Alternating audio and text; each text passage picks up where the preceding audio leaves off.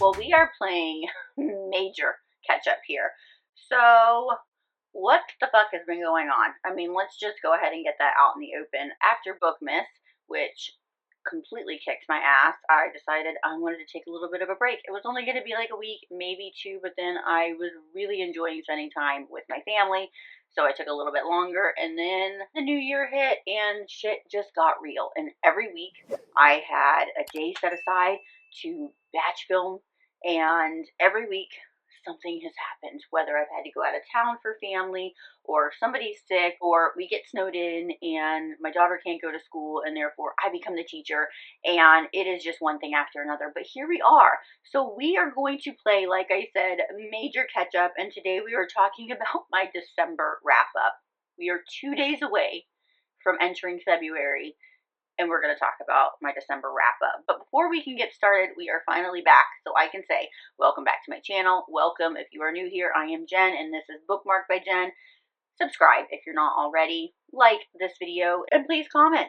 I like knowing you're here. I like reading your comments. I like responding to your comments, and we're going to do some more of it. Okay, December wrap up. Do I even remember what I read in December?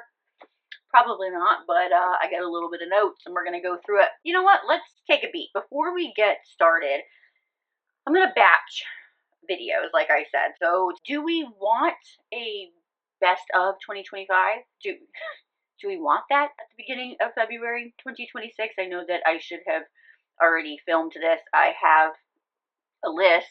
I can film it if you're interested in it, or if you're interested in something else. If you're looking for a particular type of content, leave that in the comments. Anyway, let's talk about when I read in December. I think at the end of November, I was still finishing, like, halfway through of My Dark Fairy Tale by Gianna Darling. I did finish it at the beginning of December, and then I read the second part of the duet, which is My Dark Ever After. If you've been around, like, Gianna Darling is a auto author for me. Auto buy author, auto read author. I absolutely love her. I love her prose. I love the way that she intertwines a story, the depth of her stories. I love the way that she is poetic and flowery with her writing, and just the way that she can completely encapsulate a story that you're there. You are absolutely there. I could taste the things that Genevieve was tasting. I could see what she was seeing. I've never been to Italy. It is one of the places on my bucket list to go to in my lifetime. But for all intents and purposes, I was there with them, and I love that about Gianna. But that aside, this is a mafia duet.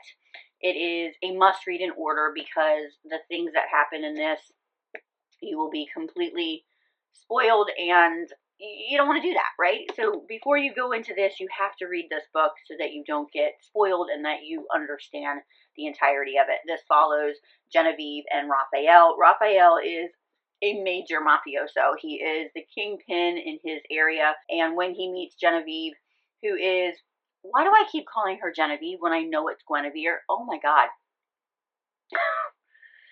Yeah. Okay, you guys. Guinevere. Have I read something with Genevieve or watched? I must have watched something with the Genevieve. Okay, anyway, so Guinevere.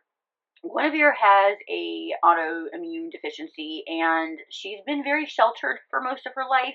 Her sister, on the other hand, Gemma, was not sheltered. She was given, like, free reign, if you will, and they've lost Gemma a couple of years ago, and now it's Guinevere's time to kind of shine. She is graduating. She's about to get her, I think, graduate's degree, and she's about to start working an adult job. She is about to start adulting, and before she does that, she wants to take a little trip. Now, she tells her parents that she is going to be taking this trip in France, because her parents, especially her father, is hell-bent on never thinking about, not even a mention of Italy, because that is where he came from in his hometown. He loathes it. Hard stop, no, we're not talking about it. Don't ask me anything about my family, anything like that. Guinevere, being Guinevere, is very, very curious, has a very curious mind, and she is determined to find out her ancestry and see this country that she has wanted to visit since she was a little girl. So she tells her parents she's going to France, but really she's going to Italy.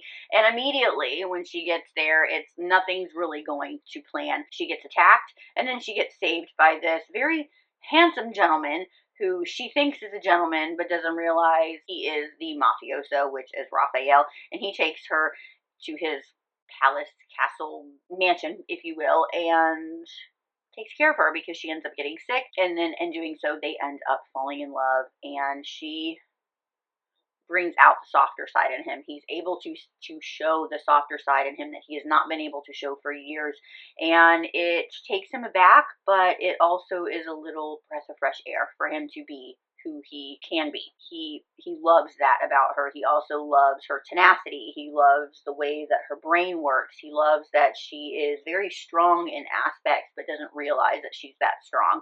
And they make a very great pairing. Now, when you finish the first book, which is My Dark Fairy Tale, and before you get into My Dark Ever After, it is a duet.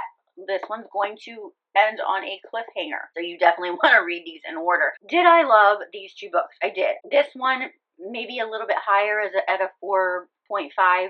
And I cannot remember what I put for spice, but I will be putting it down here for you, so there you go. Really enjoyed the story that Gianna weaves. However, did Guinevere irritate me? Oh, yeah, she did. I found myself rolling my eyes at her several times, especially at the end of the first book, and then a good bit into this one. I was rolling my eyes like, girl.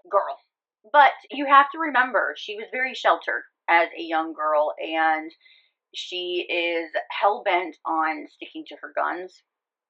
And I wanted to just be like, look, you're saying all the right things. You're doing opposite of what you're feeling, and I get why you're doing that, but listen to yourself, girl. Listen to yourself, because you want to do things and you're not allowing yourself to do them, and it's going to be at the detriment to you. Like, you should just do the things that you want to do. And then the can I say that? I don't want to spoil anything, because I mean, like, you really can't talk about this book. I don't want to spoil anything. We're not about spoiling around here, but there is a really good balance. I will say that, and Gianna does a very good job. Highly recommend these two if you haven't read them. I was ready for a mafia romance, and I definitely got it with that. Then I read, what did I read? Then I read the first book in the Alabaster Pen series, which is a 6-book series by Nyla Kay. Distorted is the first book. Now, she harps on this heavily in the foreword, in the acknowledgments, in her author notes, even like on social media. Do not spoil yourself about the series. Meaning, don't go looking for reviews. She implores people not to spoil anything. I will not be doing that. You definitely don't want to know things going into it, and finding out certain things in the way that she weaves this story is so phenomenal. I already knew that I loved the way that she told stories as well, but this book, and still, like, I still have not read Joyless, which is the second book, but this book, I could not put it down. I had so many what the fuck moments. Still, I am saying to myself, what did I just read? I have so many questions still after finishing this, but in the best possible way. Not in the fact of, like, I just read a story and I have no idea what's going on and I have questions and, like, it was just a horrible read. Absolutely not. I have questions that, again, this is a first book in the series. Some questions will be answered. I know that. Some questions have things to do with other inmates or other characters, and I know that those will be answered. But the what is going on moments, it kept me up. It kept me wanting to read. It kept me turning those pages, and it was so good. It is dark, though, I will have to say. So you are thrust into, like, an Alcatraz meets, I don't know, like, you're just in Never Never Land kind of story, where these people are sent to a place where it doesn't exist. So anything can happen. I mean, think about it. If there is a place that you're going that nobody knows exists, anything is up for grabs. When you go to Alabaster, people think you're dead. You no longer exist because this place no longer exists. So anything can happen, and anything does happen. The rules that you think are of normal society when you go to a jail or a prison do not equate in Alabaster Pen. The guards have free reign. The inmates, you know, you got to barter with what you want and what you got, because you don't get basic necessities. When you go to jail or a prison, you are afforded certain, I wouldn't say luxuries, but you were afforded certain things. A toothbrush, toothpaste, soap, like, not so much here. So if you want something, you gotta work for it. This follows Dash and Kemper. Dash has done a few bad things that have landed him in Alabaster Pen, and Kemper is the officer, the correctional officer, who has set his sights on Dash. Their push and pull relationship is very, very intriguing. I mean, that I can't, there's nothing I can say. I can't say anything.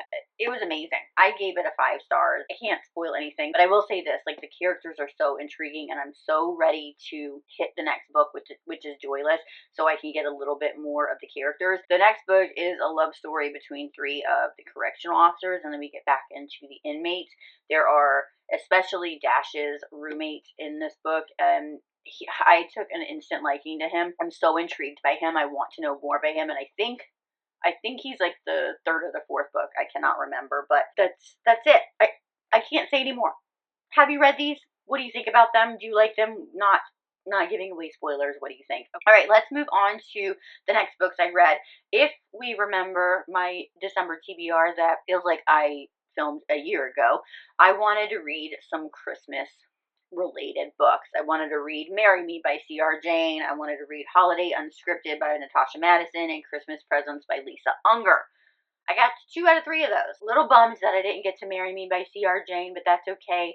I'm tacking it onto this year's. I think what I might do is start reading a couple things in November. I don't know what is going to come out as far as Christmas, or if I'm going to feel in the mood for that, but I definitely want to get to Marry Me. But I did get to Holiday Unscripted by Natasha Madison. I listened to this one at the suggestion of Mandy from Bestie Book Reviews with Mandy and Jessica. She said to go ahead and read this because our main female character, what is her name? I'm blanking. Elizabeth can come off a bit arrogant, a bit bratty, a bit.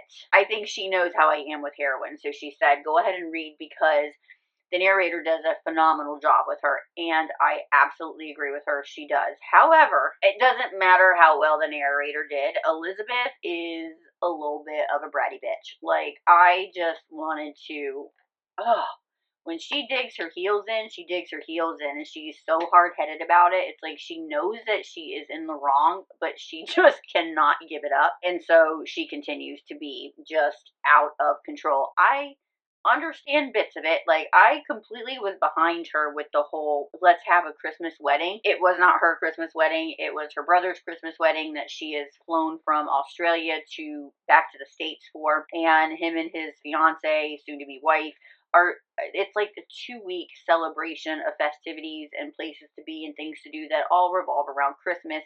And that's just, to me, I was like, no, absolutely not. I'm going to decline being in your wedding. I'll show up the day of and I'll hand you a present. But I, especially for Christmas, do not have time to be at your beck and call for 2 weeks. You get a day, maybe 2 if you need me to try on a dress. But there is no way. No. So I completely backed her up on that. Absolutely not. You don't get 2 weeks. It's a wedding day, not month. No. Who has time for that? Who has time for that? And when are you supposed to spend time with your family? Oh, I could go on. So that I was totally behind her on. But Elizabeth, like I said, she legitimately digs her heels in and is just a brat. Is really like a bitchy brat. Anyway, Elizabeth is coming home after like 7-ish years of being away. She basically ran from home because she was in love with her brother's best friend, the brother that's getting married, in love with him, and they had this amazing night together. It was hot, it was steamy, it was everything that she had hoped for, and then things didn't go according to plan the next morning, but we don't know exactly what happened. But now she is like, it's kind of one of those where you like him, but you have to hate him because he did you wrong, but even the sight of him still like makes your knees weak and your palms sweaty and your heart race. But I'm determined to hate him because he did me dirty the morning after. And Nate gives it to her. Like, gives it to her good. He gives it right back to her, and I love that about Nate. I love that he sees her snarky and he is like, you don't phase me. Like, I see right through you, and no, I'm not gonna give in to you. You can be a brat as much as you want. I'm gonna call you on it. And that dynamic right there, like, she needed that. I love the way that Nate handled her, for sure. They are very steamy together. Nate's my kind of MMC. He's strong-willed. He puts her in her place. He calls her on her shit. But when they start to rekindle some of those feelings, she softens up a bit. There are some really funny moments. There are some really good banter between them, and they have a lot of sex. Once the cat's out of the bag, the rabbits will play.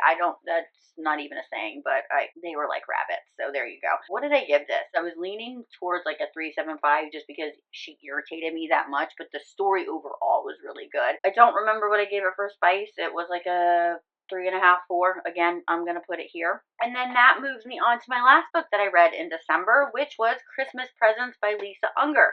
This was back to my roots mystery thriller read. It follows Madeline. It is a short book. It's considered a novella. What I found interesting was this was a combo of first person and third person. So when we are with Madeline, it's her point of view. And then when we swap other chapters for other people, it is a third person. So Madeline is the sole survivor from years ago when she was a teenager. She went to a party with a bunch of her friends. Her best friend was killed. She was left for dead. And her two other really good friends, who happened to be sisters, disappeared that night and have never been seen again. And we are looking at over a decade later. Now, a writer turned podcaster comes into town to dive into this story, and Madeline is thrust again back into the events of that time. But it happened at Christmas, and now it's Christmas again, and some things are just not adding up. The podcaster is in town because there's been a little bit of a revelation. So there was somebody that was caught. There was somebody that was tried, and there was somebody that has been in jail for over a decade. And this happened all because of the testimony of Madeline. She helped put this man in prison. However, girls are going missing, and we are left to wonder, is the right person in prison? Did that person have an accomplice? What is going on? And so that is where we are with Christmas Presents. That's all I'm going to tell you.